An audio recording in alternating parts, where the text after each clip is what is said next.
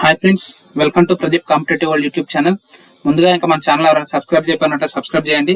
పక్కనే ఉన్నటువంటి బెల్ ఐకాన్ని క్లిక్ చేయడం ద్వారా నేను అప్లోడ్ చేసే ప్రతి వీడియో కూడా నోటిఫికేషన్ రూపంలో మీరే ముందుగా పొందొచ్చు. ఫ్రెండ్స్ చూస్తున్నారు కదా, మీకు ఈ ఎస్బీఐలో స్టేట్ బ్యాంక్ ఆఫ్ ఇండియాలో వచ్చేసరికి క్లరికల్ క్యాడర్ లో అయితే నోటిఫికేషన్ అయితే రిలీజ్ చేయడం జరిగింది అనమాట. సో దానికి సంబంధించినటువంటి ఫుల్ డీటెయిల్స్ అయితే ఈ వీడియోలో అయితే నేను మీకు నీట్ గా ఎక్స్ప్లెయిన్ చేస్తాను వన్ బై వన్. ఈ వీడియోని లాస్ట్ వరకు చూడండి, అప్పుడే మీకు ఫుల్ డీటెయిల్స్ అయితే అర్థమవుతాయి అనమాట. సో ఇంకా లేట్ చేయకుండా అయితే మనం వీడియోలోకి వెళ్ళిపోదాం. చూస్తున్నారు కదా, ఇది వచ్చేసరికి state bank of India notification. ఈ నోటిఫికేషన్ వచ్చేసరికి నేను మీకు కింద డిస్క్రిప్షన్ లో కూడా ఇస్తాను. So apply dates, apply link అవన్నీ కూడా కింద డిస్క్రిప్షన్ లో ఇస్తాను, మీరేం కంగారు పడద్దు. సో ఇంకా మనం నోటిఫికేషన్ లో కనుక చూసినట్టయితే state bank of India notification అనమాట ఇది. సో జూనియర్ అసోసియేట్ అంటారు క్లరికల్ క్యాడర్ ని. సో ఇక్కడ మనం చూసినట్లయితే చూస్తున్నారు కదా, state bank of India recruitment of junior associates, customer support and sales. Okay, online application వచ్చేసరికి 6వ తారీఖు నుంచి స్టార్ట్ అనమాట. 6వ తారీఖు ఇన్ ద సెన్స్ ఈ రోజు నుంచే స్టార్ట్, 6/8/2025 అంటే ఈ రోజు నుంచి 26వ తారీఖు వరకు, అంటే 20 రోజులు అయితే టైం ఇచ్చాడు అనమాట. సో అప్లై చేసుకోవడానికి అయితే అప్లై చేసుకోవచ్చు. సో ఇంకా కింద వేకెన్సీస్ అయితే చూద్దాం మనం. ఈ నెక్స్ట్ ఇక్కడ చూడండి, preliminary examination will be conducted month of September లో అయితే ప్రిలిమినరీ ఎగ్జామ్ అయితే ఉంటది అనమాట. సో ఇక్కడ నేనైతే మీకు డీటెయిల్ గా అన్ని ఇన్ఫర్మేషన్ అయితే పిన్ టు పిన్ అయితే ఎక్స్ప్లెయిన్ చేస్తాను. చూడండి, ఇక్కడ అండర్లైన్ లో ఇచ్చాడు. ఆ మెయిన్స్ వచ్చేసరికి నవంబరు, ఇక్కడ బాక్స్ లో ఇచ్చారు చూడండి. చూస్తున్నారు కదా, ఇదన్నమాట నోటిఫికేషన్. సో ఇంకా నేనైతే మీకు డీటెయిల్ గా అయితే ఎక్స్ప్లెయిన్ చేస్తాను, వన్ బై వన్ వచ్చేసరికి ఎక్స్ప్లెయిన్ చేస్తాను. చూడండి, ఇవి వచ్చేసరికి circles, Gandhinagar circle, Amaravati circle, Bengaluru circle, Bhopal circle, ఇట్లా సర్కిల్స్ అనమాట. ఈ సర్కిల్ కింద, ఈ కన్సర్న్ సర్కిల్ కింద ఏ స్టేట్స్ వస్తాయి, దాని అఫీషియల్ లాంగ్వేజ్, దాని లోకల్ లాంగ్వేజ్ ఏంటి, అందులో ఉన్న పోస్టులు అయితే మనం డీటెయిల్ గా అయితే ఇక్కడ చూద్దాం. ఫస్ట్ మనకు వచ్చేసరికి తెలుగు రాష్ట్రాలకి బట్టి మనం ఆంధ్ర ఇంకా తెలంగాణ అయితే చూద్దాం. ఫస్ట్ ఆంధ్ర వచ్చేసరికి అమరావతి సర్కిల్ కింద వస్తుంది. చూస్తున్నారు కదా, ఆంధ్రప్రదేశ్, ఇది నా కర్సర్ మూవ్ అవుతుంది కదా, Andhra Pradesh. Amaravati circle Andhra Pradesh, Telugu or Urdu languages. Next vacancies చూడండి, మొత్తం ఇదంతా ఒకసారి అయితే హైలైట్ చేసి చూపిస్తాను కుదిరితే.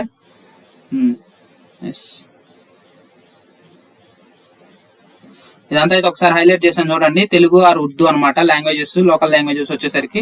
సో వేకెన్సీస్ కనుక చూసుకున్నట్టయితే మనం ఎస్సీ కేటగిరీకి అయితే 49 ఉన్నాయి, ఎస్టీ కేటగిరీకి 29 ఉన్నాయి, ఓబీసీకి 83 ఉన్నాయి, ఈడబ్ల్యూఎస్ కి 31 ఉన్నాయి, జనరల్ లో 126 ఉన్నాయి. టోటల్ గా వచ్చేసరికి 310 వేకెన్సీస్ అయితే ఉన్నాయి అనమాట. నెక్స్ట్ పీడబ్ల్యూడి వేకెన్సీస్ వచ్చేసరికి విజువల్లీ ఎంపైర్డ్ కి 4, హీరింగ్ ఎంపైర్డ్ కి 3 ఉన్నాయి, ఎల్డి 3 ఉన్నాయి. ఇంకా నెక్స్ట్ అదేంటో నాకు అంత ఐడియా లేదు, సో దానికి కూడా 3 ఉన్నాయి. ఇంకా నెక్స్ట్ ఇది ఎక్సెస్, డిఎక్సెస్, దీని గురించి కూడా నాకు ఐడియా లేదు, ఇది కూడా చూద్దాం. ఎక్స్ సర్వీస్ మ్యాన్ అనుకుంటా, ఇది చూద్దాం. దీనికి వచ్చేసరికి 31 కింద ఇస్తాడు, కింద మెన్షన్ చేస్తాడు ఎక్సెస్ అంటే ఏంటి, డిఎక్సెస్ అంటే ఏంటది. అది అయితే నేను మీకు చదివి చూపిస్తాను అండి. దీనికి 31 ఉన్నాయి, ఇక్కడ 13 ఉన్నాయి. ఇవి వచ్చేసరికి బ్యాక్లాగ్ వేకెన్సీస్ అనమాట. బ్యాక్లాగ్ వేకెన్సీస్ అంటే లాస్ట్ నోటిఫికేషన్ ఏమైనా వేకెన్సీస్ మిగిలిపోతే జాయిన్ అవ్వకుండా ఉంటే వాళ్ళని వచ్చేసరికి బ్యాక్లాగ్ వేకెన్సీస్ అంటారు.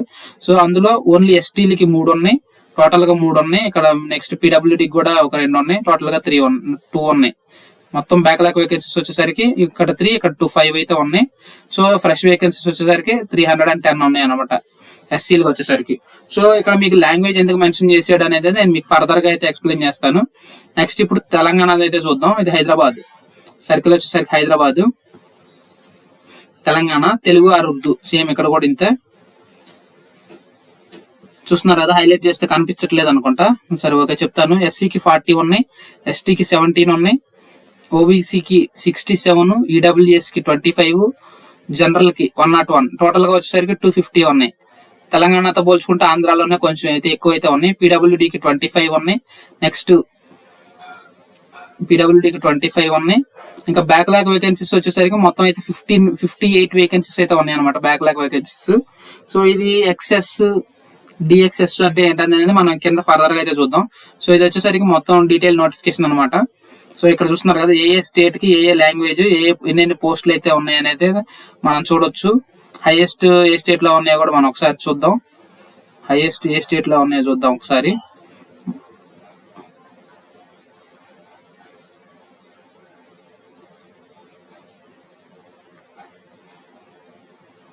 హైయెస్ట్ చండీగఢ్, ఢిల్లీ 514 పోస్టులతో. లక్నో, న్యూఢిల్లీ 514 పోస్టులు అయితే ఉన్నాయి అనమాట హైయెస్ట్. సో ఇంకా ఫర్దర్ గా చెన్నై, తమిళనాడులో 380 ఉన్నాయి. సో ఇది వచ్చేసరికి నోటిఫికేషన్ కి సంబంధించిన డీటెయిల్స్ అనమాట. సో ఇక్కడ వచ్చేసరికి మనకి ఓవరాల్ గా 5180 fresh vacancies plus 810 backlog vacancies అయితే ఉన్నాయి అనమాట. సో అన్ని కలుపుకొని 5583 వేకెన్సీస్ అయితే ఉన్నాయి.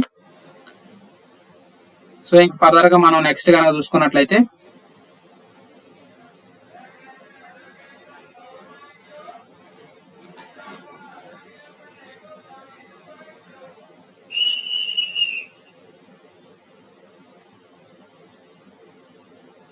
ఫర్దర్ గా కనుక మనం చూసుకున్నట్లయితే చూడొచ్చు. నెక్స్ట్ ఇవన్నీ వచ్చేసరికి ఇంపార్టెంట్ నోటీసులు అనమాట. సో ఇందులో మనకు వచ్చేసరికి మనకు కావాల్సింది మనం చూద్దాం. ఎసెన్షియల్ క్వాలిఫికేషన్ చూస్తున్నారు కదా, essential academic qualification graduate in any discipline from the recognised university or in its equivalent recognised by the central government. ఓకేనా, ఎనీ డిగ్రీతో ఉన్న గ్రాడ్యుయేట్స్ అయితే దీనికి ఎలిజిబుల్ అనమాట. ఎటువంటి ఇదైతే లేదు. సో ఏజ్ రిలాక్సేషన్ ఏజ్ కనుక మనం చూసుకున్నట్లయితే ఏజ్ 20 అబోవ్ అండ్ 28 బిలో ఉండాలి.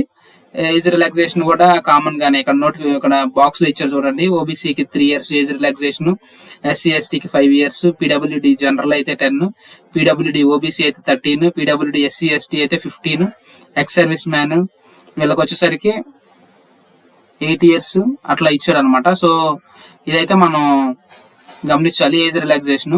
ఇందాక మనం అనుకున్నాం కదా ఎక్సెల్ అదే ఎక్సెస్ అదేంటదేనే. సో అదైతే కింద ఎక్కడన్నా మెన్షన్ చేసాడేమో చూస్తున్నాను, అది ఇక్కడ ఎక్కడ ఇవ్వలేదు. ఎక్సెస్ ఇదిగోండి ఇక్కడ ఇచ్చారు చూడండి. Excess ex service man, next DXS disabled ex service man or dependent of ex service man. Okay, ex service man కి dependent of ex service man కి ఆ vacancies. Okay, age relaxation age చూసేసేసాం. 20 to 28 years ఉండాలి. Plus ఇవి age relaxation applicable అనమాట. So vision ఇవన్నీ కూడా కామనే, ఇవన్నీ కూడా మనకి చెప్తున్నారు. సో ఇంకా నెక్స్ట్ ఫర్దర్ గా దీంట్లో ఉన్నటువంటి మెయిన్ టాపిక్ అయితే మనం ఫర్దర్ గా అయితే డిస్కస్ చేద్దాం. ఇందులో వచ్చేసరికి సెలక్షన్ ప్రాసెస్ వచ్చేసరికి 2 modes లో ఉంటది అనమాట. మొత్తం 3 modes లో ఉంటది. సో దానికి సంబంధించినటువంటి డీటెయిల్స్ అయితే నేను మీకు చూపిస్తున్నాను చూడండి. సెలక్షన్ ప్రొసీజర్ వచ్చేసరికి మొత్తం 3 modes లో ఉంటది. ఫస్ట్ మోడ్ వచ్చేసరికి selection procedure online test, prelims, mains. ఇక్కడ బ్రాకెట్లు ఇచ్చారు చూడండి, ప్రిలిమ్స్, మెయిన్స్. నెక్స్ట్ ఇంకోటి ఉంటది and test of specified local language. ఆ లోకల్ లాంగ్వేజ్ టెస్ట్ ఉంటది, అది అందరికీ ఉండదు. ఎవరికి ఉంటది అనేది అయితే నేను మీకు ఫర్దర్ గా అయితే డీటెయిల్ గా ఎక్స్ప్లెయిన్ చేస్తాను చూడండి. ఫస్ట్ ప్రిలిమినరీ ఎగ్జామినేషన్ గురించి చూద్దాం. ప్రిలిమినరీ ఎగ్జామినేషన్ వచ్చేసరికి 100 marks కి 3 sections ఉంటాయి అనమాట. సెక్షనల్ టైమింగ్ ఉంటది. ఓకేనా, English 30 questions 30 marks 20 minutes, numerical ability 35 questions 35 marks 20 minutes, reasoning ability 35 questions 35 marks 20 minutes, total గా 100 questions 100 marks 1 hour టైం అనమాట. సో ఇందులో నెగిటివ్ వచ్చేసరికి 1/4 మార్క్ నెగిటివ్ ఉంటది అనమాట. ఇది ప్రిలిమినరీ. ఈ ప్రిలిమ్స్ లో ఏంటంటే ఇండివిజువల్ ఏ స్టేట్ కి ఆ స్టేట్ కట్ ఆఫ్ అయితే ఉంటది. So next state cut off తో పాటుగా ఈ సెక్షనల్ కట్ ఆఫ్ క్లియర్ చేసుకోవాలి. At the same time overall cut off కూడా క్లియర్ చేయాలన్నమాట. వాళ్ళని వచ్చేసరికి మెయిన్స్ కి అయితే షార్ట్ లిస్ట్ చేస్తారు. సో ఇందులో వచ్చేసరికి మెయిన్స్ ఎగ్జామినేషన్ కి సంబంధించినటువంటి డీటెయిల్స్. మెయిన్స్ లో మొత్తం 200 marks ఉంటది. 2 hours 40 minutes టైం అయితే ఉంటుంది. 190 questions ఉంటాయి అనమాట. So general and financial awareness and financial awareness 50 questions ఉంటాయి, 50 marks 35 minutes ఉంటది అనమాట. ఇంగ్లీష్ 40 questions ఉంటాయి, 40 marks 35 minutes. Quantitative aptitude 50 questions 50 marks 45 minutes. Reasoning ability 50 questions ఉంటాయి, 60 marks 45 minutes. టోటల్ గా వచ్చేసరికి 190 questions 200 marks, 2 hours 40 minutes time అనమాట. So ఇది వచ్చేసరికి మీరు చూడొచ్చు. ఇది ఇంకా నెక్స్ట్ మనకి లాంగ్వేజ్ ప్రొఫిషియన్సీ టెస్ట్ ఉంటుంది అని చెప్పాను కదా. ఈ రెండు అయిపోయినాక ఎవరైనా లాంగ్వేజ్ ప్రొఫిషియన్సీ టెస్ట్ పిలుస్తారు అని అయితే నేను మీకు ఇప్పుడు ఇక్కడ డీటెయిల్ గా చూపిస్తాను చూడండి. Third phase 3 language proficiency test. provisionally selected candidates not having studied in the 10th or 12th any of the specified language of the state applied will have appear to local language proficiency అన్నమాట. So దీని అర్థం ఏంటంటే, ఇప్పుడు నేను already మీకు IBPS clerk లోనే చెప్పాను దానికి సంబంధించినటువంటి లాంగ్వేజ్ ప్రొఫిషియన్సీకి సంబంధించి. ఏంటంటే మనకి 10th క్లాస్ మార్క్ లిస్ట్ లో ఉంటది. లాంగ్వేజెస్ వచ్చేసరికి ఫస్ట్ లాంగ్వేజ్ మనం తెలుగు చదువుకుంటాం, second language Hindi, third language English. So for example నేను మీకు ఎగ్జాంపుల్ గా చెప్తాను. మీరు ఇఫ్ ఇన్ కేస్ ఇక్కడ చూపిస్తాను చూడండి. మీరు if in case for example చెప్తున్నాను నేను. మీరు ఇఫ్ ఇన్ కేస్ రాజస్థాన్ కి అప్లై చేసుకోవాలి అని అనుకుంటే, రాజస్థాన్ ఇక్కడ పైన ఉంటది కదా, రాజస్థాన్ ఏ లాంగ్వేజ్ ఉందో చూద్దాం. ఫర్ ఎగ్జాంపుల్ రాజస్థాన్,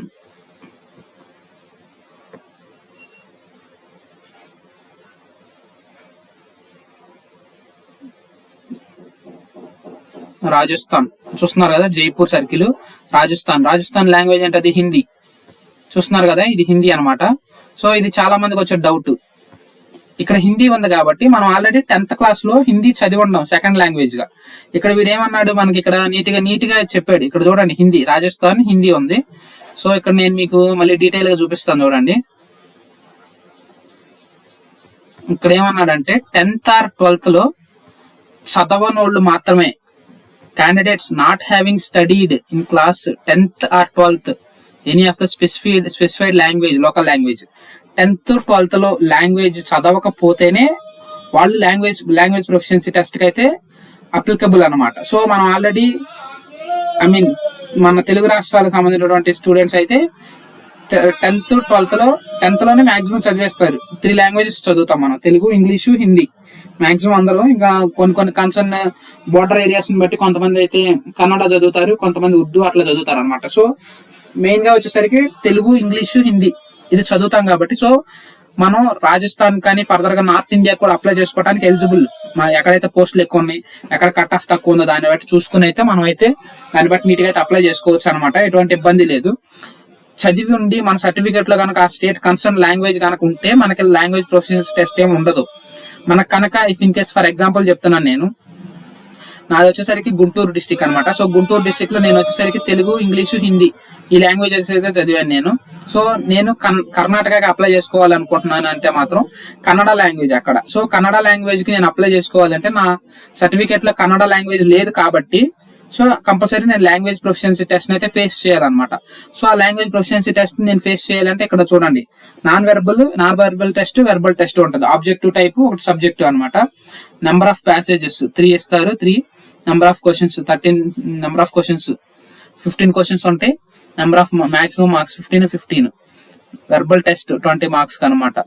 సో ఓకేనా, అదేంటది లాంగ్వేజ్ ప్రొఫిషియన్సీ టెస్ట్ కి మనం అప్లికబుల్ అయితే.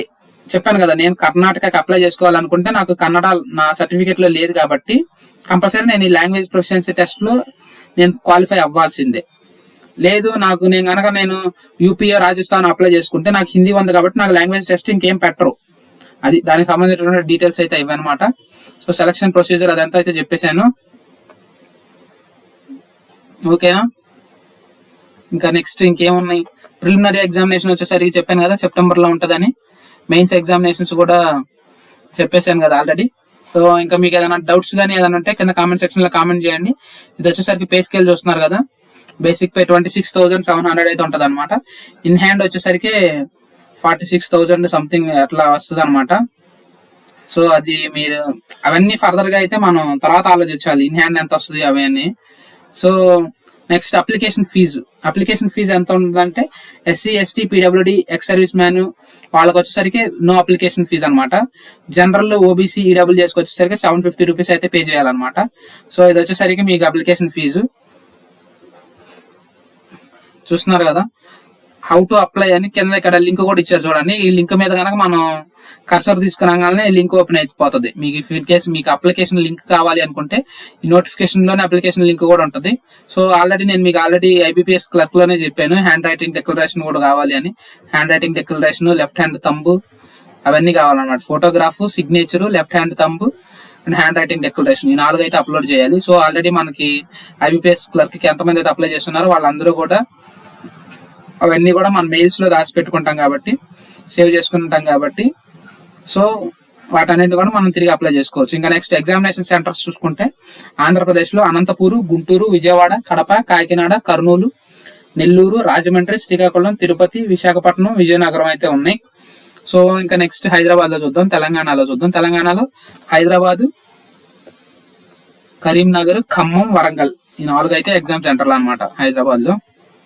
సో ఇది ఫ్రెండ్స్, మీకు ఫర్దర్ గా ఇంకా నెక్స్ట్ అయితే మిగిలిన అంతా కామనే అనమాట. డూస్ డోంట్స్ అవేం ఉండవు చెప్తున్నాను. చూసారు కదా ఫ్రెండ్స్, ఇక్కడ కన్సర్న్ స్టేట్ లాంగ్వేజ్ ఏదైతే ఉంటుందో ఆ లాంగ్వేజ్ కనుక మీరు చదివి ఉంటే మాత్రం 10th or 12th లో మీ లాంగ్వేజ్ మీ సర్టిఫికెట్లు కనుక ఉన్నట్టయితే మీకు ఎటువంటి లాంగ్వేజ్ ప్రొఫిషియన్సీ టెస్ట్ అయితే ఉండదు. ఇఫ్ ఇన్ కేస్ మీకు కనుక లేదు అనుకుంటే నేను అప్లై చేసుకోవాలి. ఇప్పుడు తమిళనాడులో 380 ఉన్నాయి. ఫర్ ఎగ్జాంపుల్ చెప్తున్నాను, తమిళనాడులో 380 ఉన్నాయి. నేను తమిళనాడుకి అప్లై చేయాలి అనుకుంటే కంపల్సరీ నేను లాంగ్వేజ్ ప్రొఫిషియన్సీ టెస్ట్ కి అటెంప్ట్ చేయాలన్నమాట. సో దాంట్లో నేను క్వాలిఫై అవ్వాలి. ఓకేనా? లేదు నేను ఆంధ్రాలోనే పెట్టుకుంటాను అంటే ఆంధ్రాలో మనం ఆంధ్ర వాళ్ళమే కాబట్టి, లేదు తెలంగాణలో పెట్టుకుంటామంటే మనకి తెలుగు స్టేట్సే కాబట్టి మనకి ఎటువంటి లాంగ్వేజ్ ప్రొఫిషియన్సీ టెస్ట్ అయితే ఉండదు. ఇఫ్ ఇన్ కేస్ ఇందులో ఇక్కడ Chandigarh, Delhi circle Hindi or Punjabi, so ఎక్కడైనా కానీ అప్లై చేసుకోవచ్చు. ఇక్కడ జమ్మూ కాశ్మీర్, తర్వాత మనకి ఎక్కువ పోస్టులు ఎక్కడ ఉన్నాయి, లక్నోలో ఉన్నాయి, ఉత్తరప్రదేశ్ లో ఉన్నాయి, హిందీ ఆర్ ఉర్దూ. సో ఇక్కడ కూడా మనం అప్లై చేసుకోవచ్చు అనమాట. 514 పోస్టులు ఉన్నాయి. సో ఇంకా ఫర్దర్ గా ఇంకా నేను మీకు ఒక ఇంపార్టెంట్ నోటీస్ అయితే మీకు ఒకటి చూపిస్తాను చూడండి. ఇక్కడ బీహార్ సర్కిల్ అయితే నేను నోటీస్ చేశాను అనమాట, చూపిస్తాను. ఇంపార్టెంట్ అనమాట అది. బీహార్ మీకు లాంగ్వేజ్ రాకపోతే మాత్రం ఎటువంటి పరిస్థితుల్లో మీరు పెట్టుకోవద్దు. ఎట్టి పరిస్థితుల్లో మీరు పెట్టుకోవద్దు.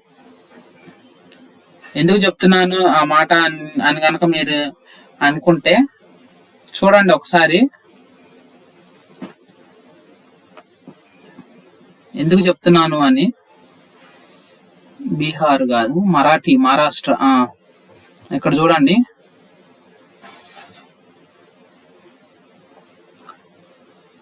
ఇవి బ్యాక్లాగ్ వేకెన్సీస్. 168 అనేది బ్యాక్లాగ్ వేకెన్సీస్. సో వీళ్ళందరూ ఏంటంటే లాంగ్వేజ్ ప్రొఫిషియన్సీ టెస్ట్ కానీ ఇంకేదన్నా ఇబ్బందులు వచ్చి కానీ వాళ్ళు మానేసిన వాళ్ళు అనమాట, జాయిన్ అవ్వకుండా. లాస్ట్ ఇయర్ నోటిఫికేషన్ 168 మెంబర్స్ అయితే జాయిన్ అవ్వలేదు అక్కడ ఆ సర్కిల్లో.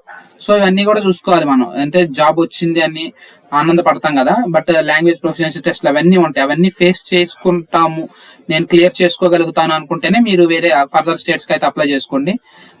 ప్రజెంట్ అయితే లాంగ్వేజ్ చాలా ఇబ్బంది అవుతుంది అనమాట. సో గమనించండి అందరూ. వేరే స్టేట్స్ కి పెట్టుకోవద్దు అని నేను అట్లాగే పెట్టండి అని కూడా నేను సపోర్ట్ చేయను. అది మీ పర్సనల్ చాయిస్ అనమాట. నా ఒపీనియన్ వచ్చేసరికి నేను ఓన్లీ నాకు ఈ నోటిఫికేషన్ సంబంధించిన డీటెయిల్స్ మాత్రమే ఇస్తాను. నేనైతే ఎటువంటి ఒపీనియన్స్ కానీ ఎటువంటి డీటెయిల్స్ అయితే నేను మీకు చెప్పను అనమాట, పెట్టుకోండి లేదు అని. సో ఇంకా మీకు కనుక కింద ఏదైనా మీకు డౌట్స్ కనుక ఏదైనా ఉంటే కింద కామెంట్ సెక్షన్ లో కామెంట్ చేయండి. ఓకే ఫ్రెండ్స్, ఇంకా మీరు నా ఛానల్ లైక్ చేయండి. ఇదే వీడియోని ఇంకా చాలా మందికి షేర్ కనుక చేస్తే చాలా మందికి రీచ్ అవుతుంది అనమాట. Okay friends, thank you for watching this video. All the best.